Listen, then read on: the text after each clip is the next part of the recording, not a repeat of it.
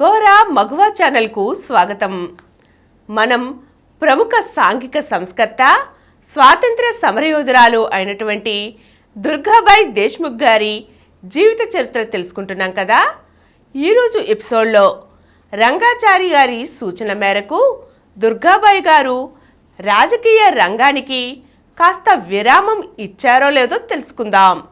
Jail జీవితం కారణంగా దుర్గాబాయి గారి మానసిక శారీరక ఆరోగ్యం బాగా దెబ్బతినేసరికి డాక్టర్ రంగాచారి గారు ఆమెను కొన్నాళ్లు రాజకీయ రంగానికి దూరంగా ఉండవలసిందిగా సూచించారు. అయితే ఆ సమయంలో గాంధీజీ ఉప్పు సత్యాగ్రహం చేపట్టారు. ఉప్పు సత్యాగ్రహానికి మద్రాసు పట్టణం అనువైనదిగా నాయకులు భావించలేదు. ఇంత సముద్రపు ఒడ్డు పెట్టుకుని ఇంతమంది పెద్దలు ఎక్కడెక్కడికో తరలి వెళ్లాలనే అనుకున్నారు. కానీ మద్రాసు పట్టణాన్ని ఉప్పు సత్యాగ్రహానికి అనువుగా ఎంచుకోలేదు. ఇక ఒక పక్క సుబ్బారావు గారు అనారోగ్యంతో బాధపడుతూ ఆసుపత్రి పాలయ్యారు.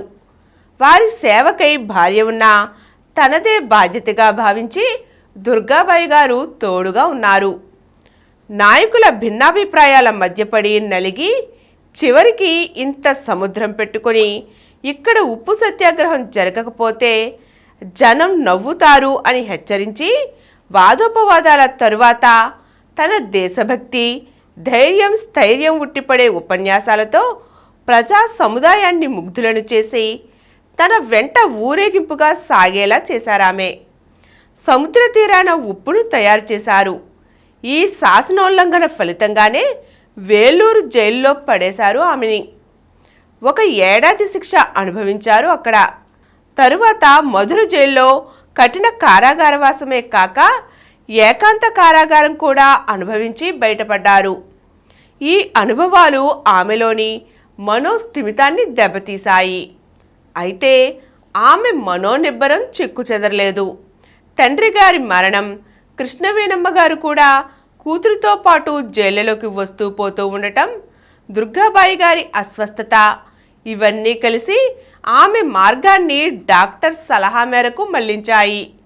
ఆమె రాజకీయాలకు స్వస్తి పలికి చదువుపై దృష్టి సారించేందుకే నిర్ణయించుకున్నారు. ఎంత మేధ ఉన్నా చదువన్నది వేరే కదా. ఆమెకి హిందీలో మంచి ప్రవేశం ఉంది, లోకం తెలుసు, చొరవ ఉంది. అందుచేత గోపరాజు రామచంద్రరావు గారి సలహాపై బెనారస్ మెట్రిక్ పరీక్షకు కూర్చోవాలని ఆమె నిర్ణయించుకున్నారు. ఓం అని ఆంగ్ల విద్యాభ్యాసానికి ఆమె 1933లోనే నాంది పలికారు. చదువుకి వయసుతో సంబంధం లేదు కదా. చదువుకోవాలని ఉంటే ఆ అవకాశం కల్పించవలసిన బాధ్యత సమాజానిది, ప్రభుత్వానిది అనే తన గట్టి నమ్మకానికి తరువాత గట్టి పునాది వేసుకోగలిగారు దుర్గాబాయి గారు. ఆ రోజుల్లో బెనారస్ మెట్రిక్ చదవాలనుకుంటే లెక్కల బాధ ఉండేది కాదు. అందుచేత తప్పక పాస్ అయ్యే అవకాశం ఉంటుందనుకునేవారు. 1934లో మెట్రిక్ పరీక్ష రాసేందుకు కాశీ ప్రయాణమయ్యారు ఆమె. అక్కడ ఆమెను ఎక్కువగా ఆకర్షించి ఒక విధంగా ఆరాధ్య దైవంగా మారిన మనిషి పండిత మదనమోహన మాలవ్య. ఆయన కలల పంట బెనారస్ విశ్వవిద్యాలయం. అప్పటికే బ్రహ్మాండమైన భవంతులతో నిర్మలమైన వాతావరణంలో చదువుల తల్లికి చల్లని నీడలా కనిపించిందది. తన చదువు మనశ్శాంతినిస్తే కాశీ విశ్వవిద్యాలయం దుర్గాబాయి గారిలో కొత్త కలలకి పునాది వేసింది. ఆమె మూర్తిభవించిన ఆశయాలు ప్రోగు కావడమే దీనికి కారణం. ఈ విస్తరిస్తున్న తన వ్యక్తిత్వాన్ని పూర్తిగా స్వేచ్ఛగా ఉంచుకోవాలనే ఉద్దేశంతో బలమైన కోరిక ఆమెలో ప్రబలమైంది. రోజు ఉదయం పూట మాలవ్య గారు ప్రశాంత వాతావరణంలో, నిశ్శబ్దంలో, ఉదయపు పసిడి కిరణాలలో విశ్వవిద్యాలయపు భవన ప్రాంగణాలు ఏకాంతంగా చుట్టి వస్తూ ఉండేవారట. ఆయనకు ఆ సమయంలో ఎటువంటి ఆనందం, సంతృప్తి కలిగిందో అటువంటి సంతృప్తినే దుర్గాబాయి గారు కూడా పొందారు. మెట్రిక్ ముగించి మాలవ్య గారు మన్నన పొందడమే కాదు, ఇంటర్ చదవడానికై ఉపకార వేతనం కూడా పొందగలిగారు. బెనారస్లో ఉండగానే జరిగిన ఒక చిన్న ఎత్తు తిరుగుబాటు గురించి దుర్గాబాయి గారు చాలా గర్వంగా చెప్పేవారు.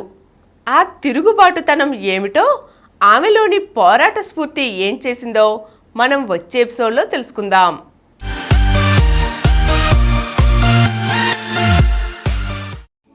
ఈ కార్యక్రమం మీకు ఎంతో నచ్చింది కదా.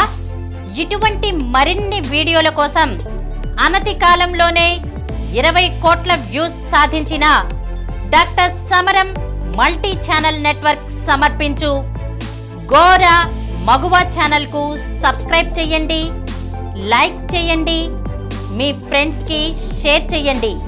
అలాగే ప్రక్కనున్న గంట సింబల్ని ప్రెస్ చేయడం మర్చిపోకండి. Please download Samaram Multi-Channel app and watch your favorite channels from your mobile. App available on Google Play Store and subscribe to the channels.